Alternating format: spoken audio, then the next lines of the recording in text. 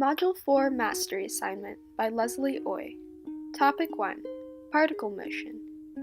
There are three concepts we need to keep straight when we're dealing with particle motion. First, there is position, which determines the location of a particle at time t. Then there's velocity, which is the derivative of the position function. This determines how fast the position is changing at time t. The direction is also indicated by the sign. Then there is acceleration, which is the derivative of velocity, or the second derivative of position. This determines how fast the velocity is changing at time t. The sign indicates if velocity is increasing or decreasing. There are also several terms we need to keep straight. Initially means when t is equal to 0. At the origin means when position is equal to 0. At rest is when velocity is equal to 0. When velocity is negative, the particle is moving left or down, or if it's positive, it's moving right or up. Average velocity is using the slope formula, which is the change in position over change in time, or y2 minus y1 over x2 minus x1. Instantaneous velocity is velocity at a single moment. Positive acceleration is when velocity is increasing, and negative acceleration is when velocity is decreasing. When velocity changes signs, that means there is also a direction change. Speed is also another important concept of particle motion that is important. It is essentially this absolute value of velocity. It tells us how fast a particle is going without regards to direction. When speed is increasing, velocity and acceleration have the same signs, but when speed is decreasing, velocity and acceleration have opposite signs. Let's look at an example. The data in the table gives selected values for the velocity of a particle moving along the x-axis. The velocity is a differentiable function of time t. At time equals 0, is the particle moving to the right or to the left? Well, when we look at time equals 0, velocity is equal to -3. Since velocity is negative, the particle is moving left. Is there a time during the interval from 0 to 12 when the particle is at rest? Well, let's look back at the table. Notice from 0 to 2, the velocity is changing from -3 to +2.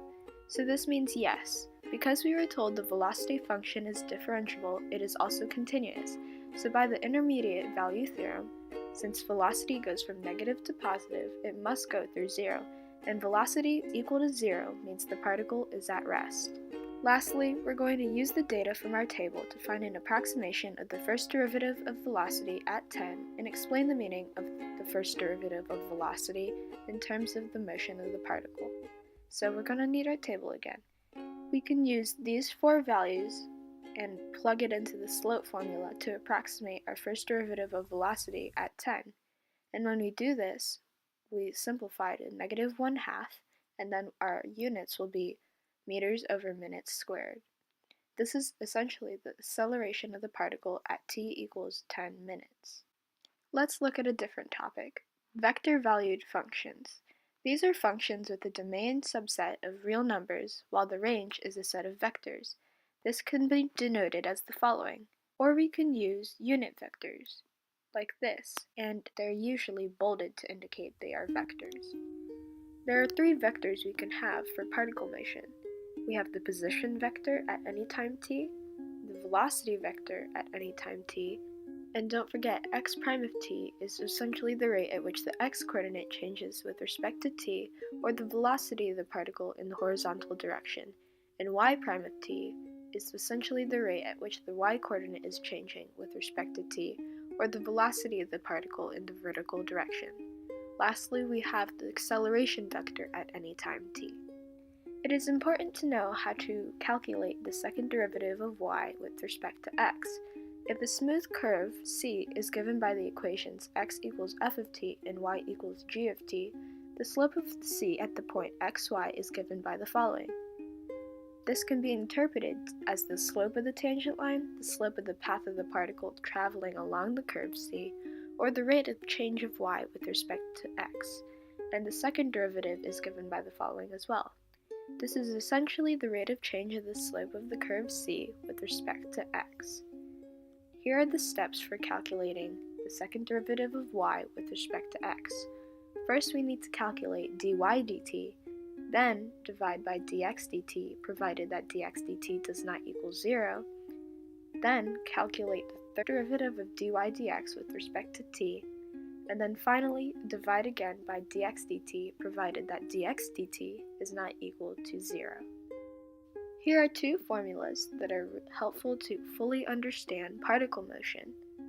First one is the speed of the particle, or the magnitude, which is the length, of the velocity vector. The second formula is the length of the arc of the curve from t equals a to t equals b, or the distance traveled by the particle from t equals a to t equals b. So you might be wondering, how does this connect to parametric equations?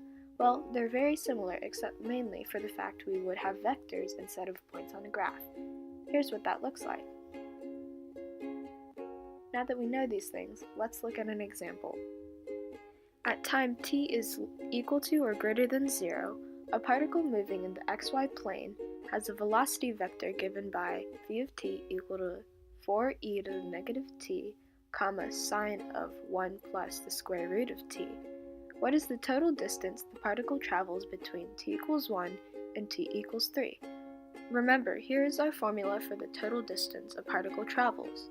And remember, we were given the velocity vector, so we already have dx dt and dy dt.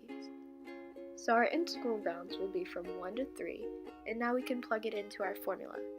Once we do this, we can put it into our calculator, and we will get 1.860602326.